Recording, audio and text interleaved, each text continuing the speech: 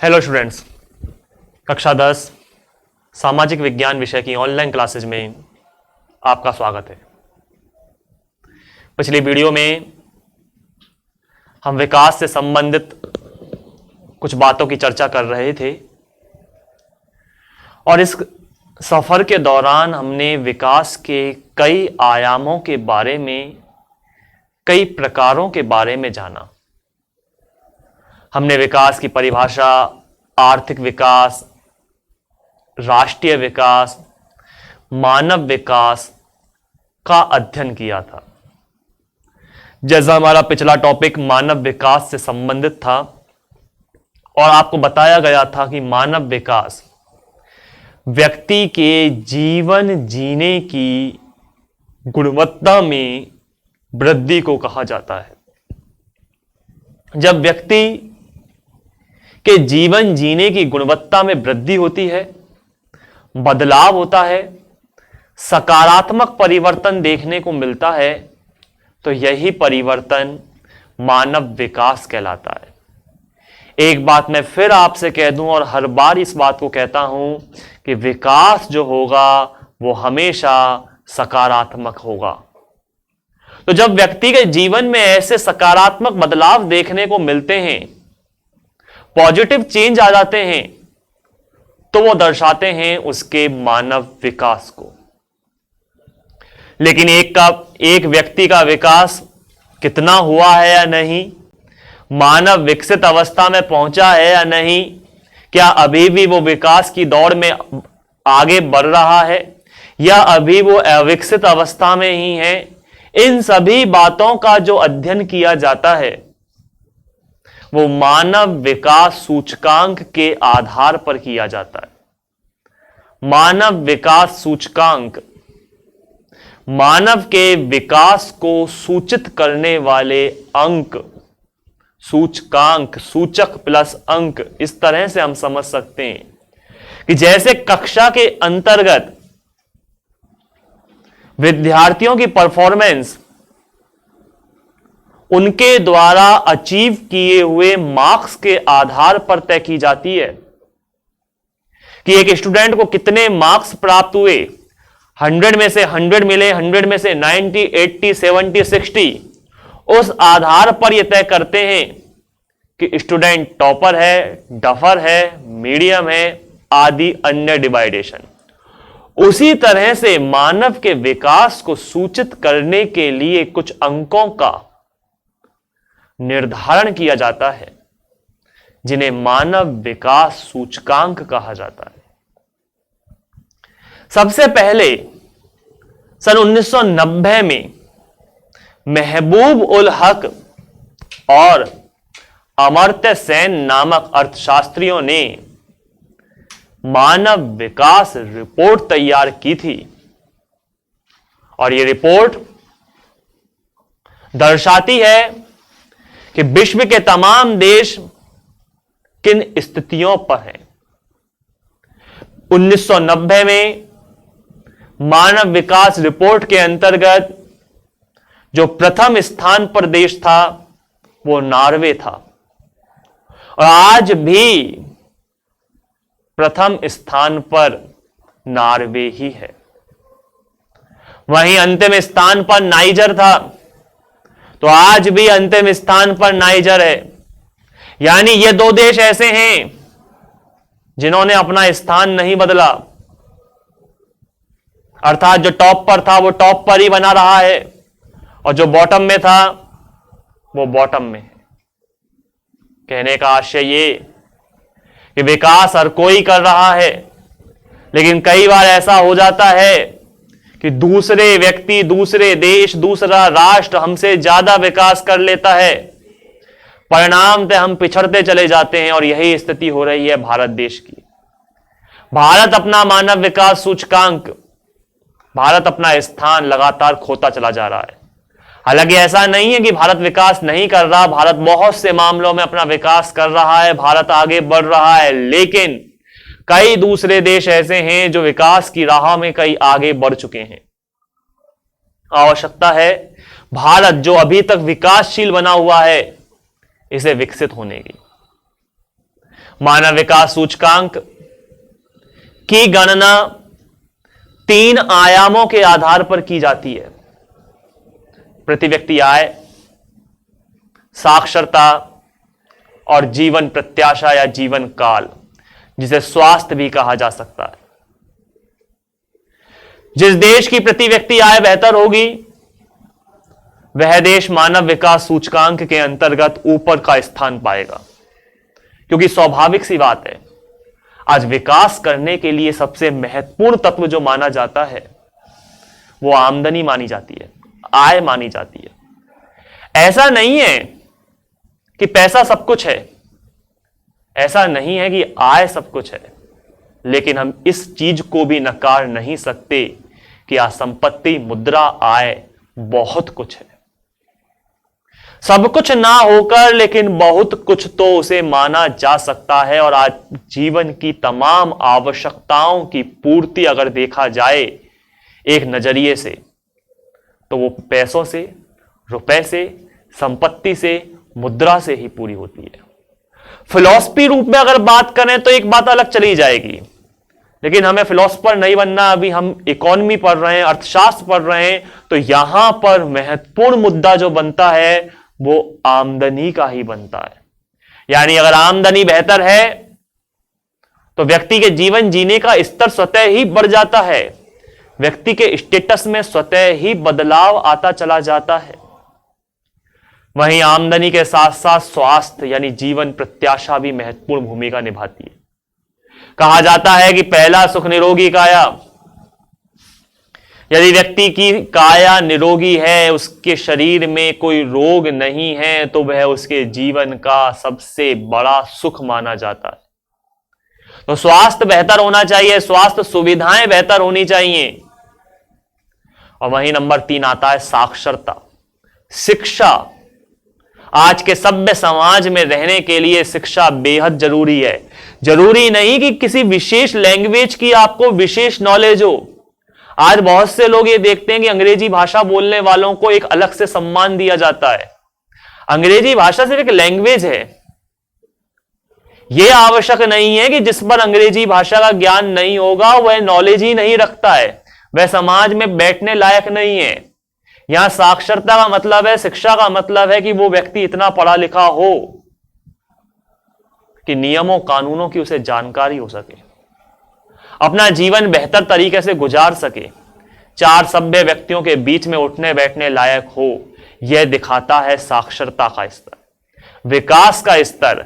आज जापान जैसा देश जो 100% साक्षरता दर लिए हुए है, 100% लिटरेसी रेट है जापान की, वहीं भारत आज भी साक्षरता के मामले में काफी पिछड़ा हुआ है।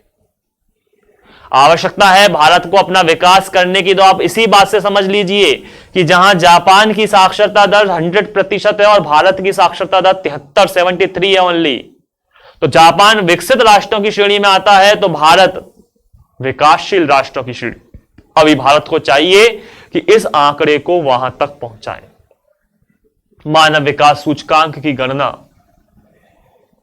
1990 में महबूब उल हक और अमर्त्य सेन के द्वारा कर ली गई थी, लेकिन उसके बाद से प्रतिवर्ष 2 संस्थाएं, एक यूएनडीपी और दूसरा विश्व बैंक, इस रिपोर्ट को तैयार करने का कार्य करते हैं। यूएनडीपी जिसका पूरा नाम यूनाइटेड नेशन डेवलपमेंट प्रोग्राम है, आप देख सकते हैं सामने।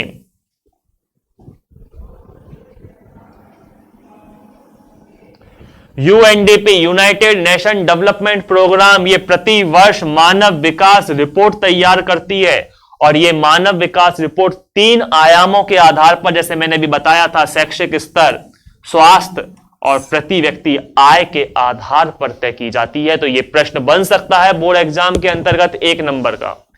यहां से पहला प्रश्न तो ये बन जाता है कि यूएनडीपी की फुल फॉर्म्स बताइए, पूरा नाम बताइए। United nation development programme. दूसरा प्रश्न यह बन जाता है कि किन 2 संस्थाओं के द्वारा मानव विकास रिपोर्ट तैयार की जाती है। यूएनडीपी साथ में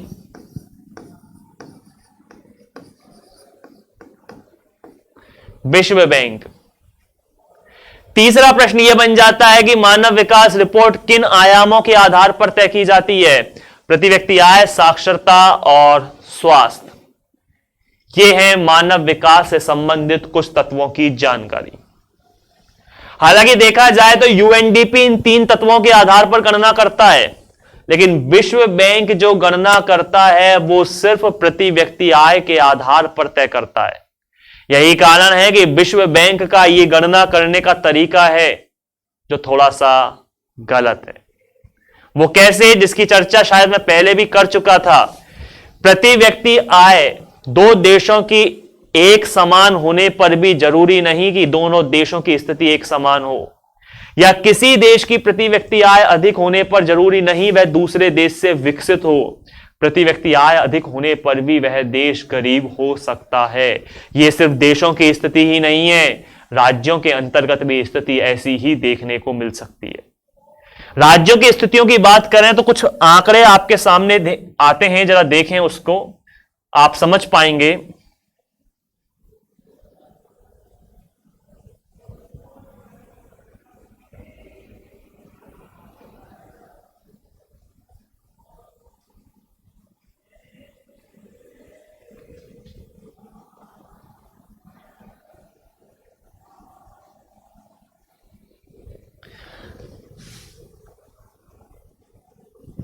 जैसा भी बात कर रहा था कि प्रति व्यक्ति आय अधिक होने पर भी जरूरी नहीं है वह देश विकसित हो। यहां देशों की बजाय राज्यों के कुछ एग्जाम्पल दिए गए, जरा उन्हें समझें। पहले इस आंकड़े को समझें और याद रखेंगे, समझेंगे बात को।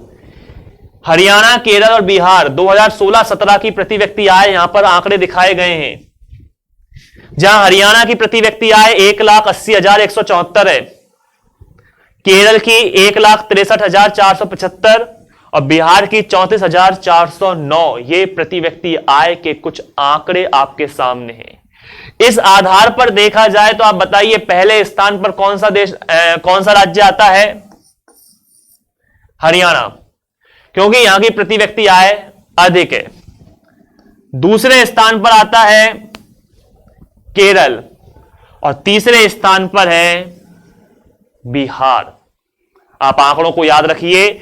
हरियाणा की प्रति व्यक्ति आय सर्वाधिक है 1,80,174, राउंड फिगर में ले लीजिए, छोड़िए 174 वगैरह को, 1,80,000। केरल की 1,63,000 और बिहार की 34,000। इसे याद रखेंगे। अब इस सारणी के आधार पर देखिए, आप इस सारणी के आधार पर पहला स्थान जो आता है वो किसका आता है? हरियाणा का। यानी विकसित राज्य कौन सा है? हरियाणा है। लेकिन अब जरा दूसरी सारणी को देखें।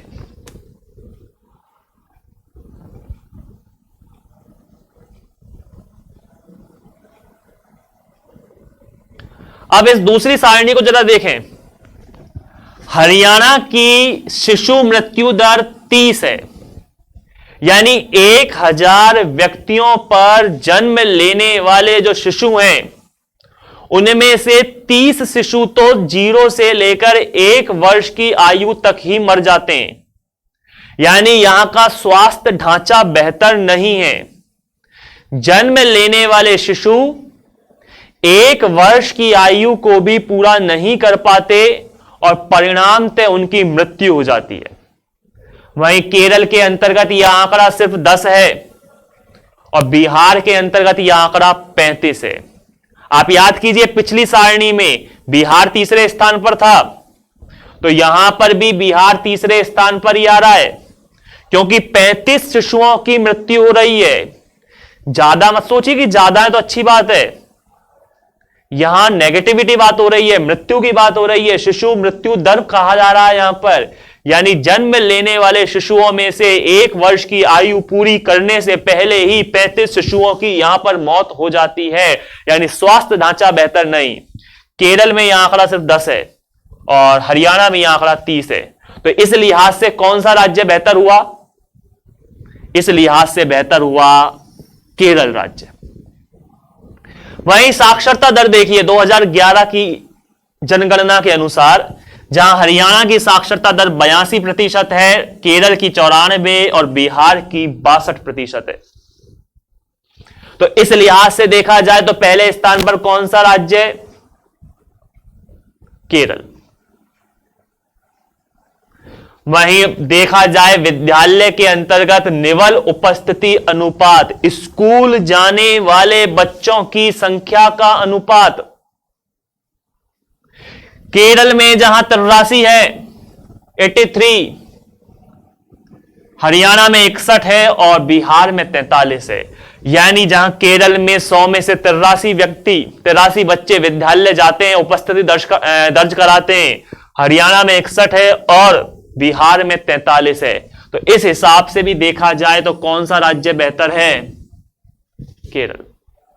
अब ध्यान दीजिए, सिर्फ प्रति व्यक्ति आय अधिक होना ही सब कुछ नहीं होता है, आवश्यकता होती है उस आमदनी को अपने ऊपर खर्च करने की। हरियाणा राज्य की प्रति व्यक्ति आय अधिक थी। कितनी थी? हमने देखा था लगभग 1,80,000। लेकिन हरियाणा के द्वारा अपनी इस आमदनी को अपने लोगों पर खर्च नहीं किया गया, जबकि केरल की आमदनी कम होने पर भी केरल के द्वारा अपने लोगों पर, अपनी जनता पर पैसा खर्च किया गया और उन्हें सुविधाएं प्रदान की गई। तो मैं बात इतनी सी कह रहा हूं खाली कि प्रति व्यक्ति आय सिर्फ एक बेहतर मापदंड नहीं है। दो देशों की, दो राज्यों की तुलना करने के लिए कई अन्य तरीकों को भी ध्यान में रखा जाता है। आज मान लीजिए किसी के पास करोड़ों रुपए हैं, लेकिन उन करोड़ों रुपयों को वो सिर्फ बक्से में बंद करके रखे, दुनिया आए, लोग आए और उन्हें दिखाएं कि देख मेरे पास करोड़ों रुपए हैं, लेकिन उनका इस्तेमाल ना करे, क्या उसका विकास हो पाएगा? विकास के लिए जरूरी है कि उन पैसों को खर्च किया जाए। जब तक उन पैसों को खर्च नहीं किया जाएगा, जब तक उनसे अपनी आवश्यकताओं को पूरा करने वाली वस्तुएं नहीं खरीदी जाएंगी, जब तक अपने जीवन को बेहतर नहीं बनाया जाएगा, तब तक मानव का विकास संभव नहीं है। यह सारणी इसी बात को दर्शाती है। यह सारणी दर्शाती है कि केरल राज्य के द्वारा अपने नागरिकों पर काफी खर्चा किया गया। यही कारण है कि केरल में शिशु मृत्यु दर भी कम है, केरल की साक्षरता दर भी बेहतर है और केरल के अंतर्गत निवल उपस्थिति अनुपात, विद्यालय जाने वाले कुल बच्चों की संख्याओं का भी प्रतिशत ज्यादा है। बिहार जो तीसरे स्थान पर था प्रति व्यक्ति आय के मामले में, वो सभी मामलों में तीसरे स्थान पर ही देखने को मिलता है। बिहार की शिशु मृत्यु दर भी अधिक है, बिहार की साक्षरता दर भी कम है और बिहार का उपस्थिति अनुपात भी कम देखने को मिलता है। तो आप बात समझ गए होंगे इस बात को विस्तार से कि दो देशों की तुलना करने के लिए प्रति व्यक्ति आय एक बेहतर मापदंड नहीं है। ये तमाम चीजों की चर्चा आज पूरी होती है। एक लास्ट टॉपिक आता है विकास से संबंधित, फिर खत्म होगा आपका ये विकास का लेसन। और ये लास्ट टॉपिक छोटा सा टॉपिक है विकास की धारणीयता या सतत पोषणीय विकास।